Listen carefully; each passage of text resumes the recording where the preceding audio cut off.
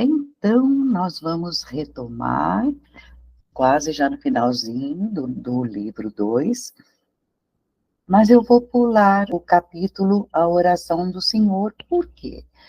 Porque a gente já tem, no Evangelho Eterno, divinistas já leram o capítulo 9, e traz todos os comentários, mas já à luz do divinismo implantado, mais completo, claro. Mas é interessante a gente ver os comentários que o Robert faz sobre o Pai Nosso. Porque a gente se coloca no lugar dele, ele vai para o mundo espiritual, conhece as leis, as verdades do mundo espiritual. E aí analisa a oração, então ele fica chocado com o conteúdo. Vou ler 3 frases para vocês. Não esqueçam, o Evangelho Eterno, capítulo 9, que está no site www.gdpatriarcajacó.org.br, tá bom? E aí, então, eu vou ler 3 frases que ele mencionou e depois ampliou. Primeira frase que ele diz: não raramente ou nunca, nós aqui no mundo espiritual usamos orações pré-escritas ou estereotipadas. Nunca. Segunda frase que eu peguei para vocês verem este capítulo que eu pulei.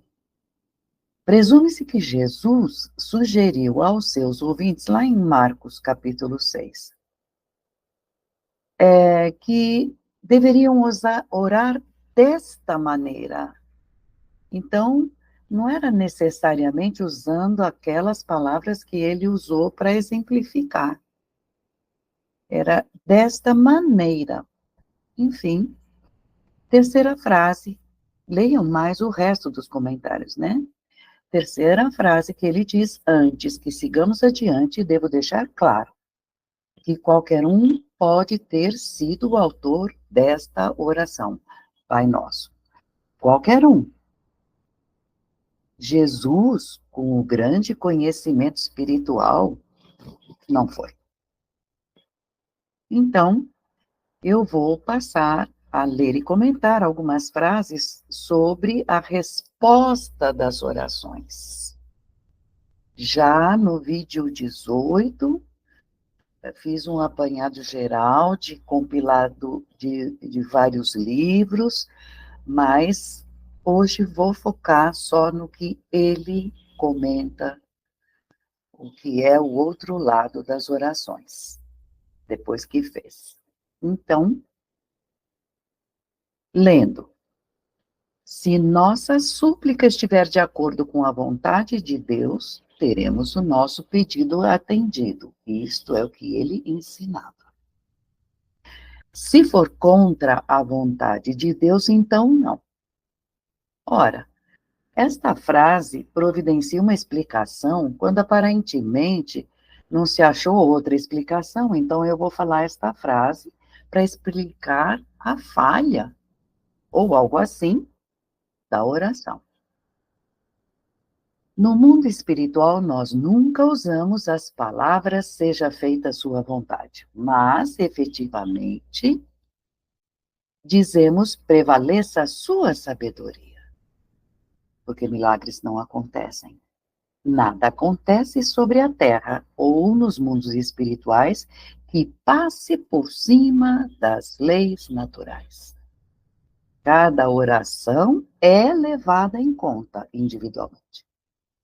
Se os pensamentos foram completamente concentrados nas palavras, como a gente sempre fala, foco, e se teve poder diretivo adequado nesta oração, então ela infalivelmente alcança seu destino elevado. Nosso primeiro ponto de contato com ela, nosso no mundo espiritual, será daí por diante, depois de feita, com o guia espiritual da pessoa que enviou a oração. Ele está completamente familiarizado com qualquer oração que você possa fazer e que contenha um pedido, e sempre vai usar seu julgamento e discernimento quanto à oração ser respondida totalmente e o mais breve possível, ou se vai ficar com a resposta parcial ou condicional, onde isto for praticável. Ou será que ela vai ser remetida para o futuro, quando as condições e as circunstâncias forem mais propícias? Finalmente, o guia exercitará seu discernimento quanto aos desejos do suplicante serem mesmo realizados.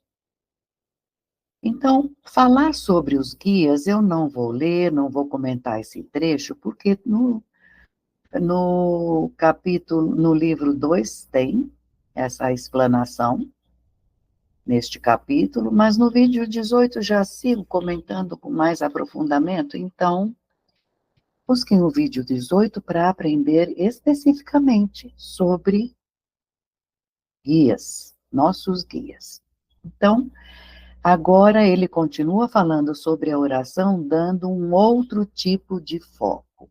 Um exemplo simples e comum. Um filho ou filha ora fervorosamente pela mãe que está perigosamente doente, para que ela não seja levada pela morte.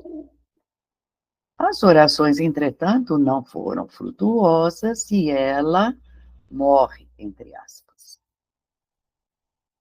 Por que essa requisição em particular foi aparentemente recusado, quando tanta alegria poderia haver se fosse concedida à pessoa a recuperação da mãe? Eles responderiam esta questão dizendo que não, os padres.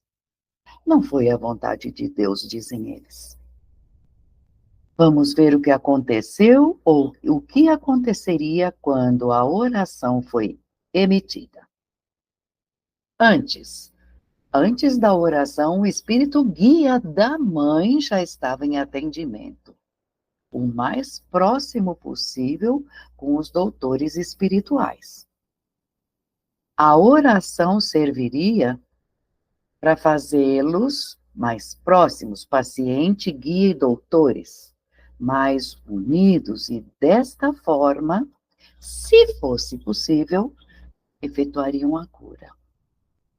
Por outro lado, a paciente poderia estar tão longe da sintonia com o seu espírito guia, que ele seria incapaz de chegar suficientemente perto e a transição perto da barreira que foi erigida pelos pensamentos materialistas dela. Isso nós vamos entender, porque quando a pessoa não está em sintonia com o mundo espiritual, ela própria forma uma barreira. Não, isso não adianta, eu não vou rezar, não tem resposta. Então, repetindo, esse seria incapaz de chegar suficientemente perto desta barreira que foi construída pelos pensamentos da paciente. Seu modo de vida, sua negligência com a parte espiritual, uma variedade de outras causas. Outra coisa é que poderia ser tarde demais esta oração feita pelo filho e a doença já estaria por demais alastrada e a transição para o mundo espiritual acontece. Mas a transição acontecerá mesmo sem a ajuda que realmente foi dada do mundo espiritual. E não porque a ajuda foi recusada. A ajuda vai para que aconteça a transição na hora certa, da forma certa. Do ponto de vista terreno, é um caso claro de falha da oração.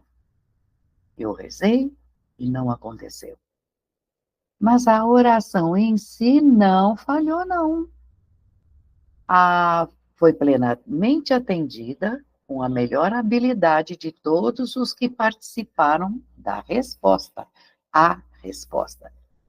A falha verdadeira não veio da parte dos que estavam lidando com isto, Neste exemplo em particular, como em milhares de outros, a falha está com o encarnado. Os poderes dos curadores espirituais ou os doutores que estão atendendo não são infalíveis nem onipotentes, e em todos os casos, eles vão trabalhar até o limite das suas capacidades para prolongar a vida de qualquer pessoa encarnada que está sob os seus cuidados. Mas eles não podem prolongar a vida de nenhuma pessoa na Terra indefinidamente. Não, não, não. Então, meu bom amigo, diz ele, o Robert dá um fecho nessa história. A resposta de uma oração não é brincadeira de criança. Não é raro que esta resposta envolva uma enorme quantidade de trabalho duro da parte do mundo espiritual. Não é raro. O principal problema pelo qual uma oração dá tanto trabalho vem das visões errôneas que as pessoas têm a respeito delas orações. A oração não é todo poderosa praticamente. Qualquer falha sempre dão a resposta, o direcionamento, ou foi a vontade de Deus ou foi a falta de fé. Fé? Fé em quem? Para quem? As pessoas podem ter fé absoluta, mas mesmo assim a oração que ele fez pode não ter sucesso. Então ele fala em torno de assunto oração, uma super expectativa. Orou, toma que vai acontecer, tenha fé. Não é assim, e ele dá um exemplo muito clássico para eles lá do mundo espiritual. Orações públicas. Por exemplo, rezar aquele povo todo na praça rezando para que chova, ou qualquer outra mudança nas condições meteorológicas. Então, nossa, muita gente nas praças rezando para a mesma coisa. Ele pergunta como nós, do mundo espiritual, poderíamos mudar o tempo. Hoje a gente sabe, tem toda uma programação. Posso aprofundar nesse momento. Existem espíritos que fazem exatamente a conta do quanto de água aquele trecho do planeta merece ou precisa. Se vai haver seca, tem motivo, se vai haver enchente. Tudo isto foi concatenado, decidido e os elementais trabalharam. Então, ele pergunta: como nós, do mundo espiritual, que não trabalhamos nisso, vamos mudar o tempo? Nós não podemos fazer isso, tanto quanto vocês na Terra também não podem. Então, se a religião ortodoxa apenas soubesse a verdade dos, do, do ato de orar e de fazer o caminho total na sequência, se soubesse da sua eficácia e suas limitações, o modus operandi para responder, nunca as religiões em seu passado teriam feito as orações ridículas e suas exibições, como, por exemplo, as preces específicas para a chuva. Se a ortodoxia não aprendeu ainda como rezar, como pode querer instruir outros quando sua própria ignorância e falta de conhecimento são tão profundos? A gente vê que ele fica muito sem chão por ter colocado tanta alma, tanto coração no trabalho espiritual que ele fez. Conhecer o outro lado deixou ele, nossa, não era nada assim. Está acabando o livro 2.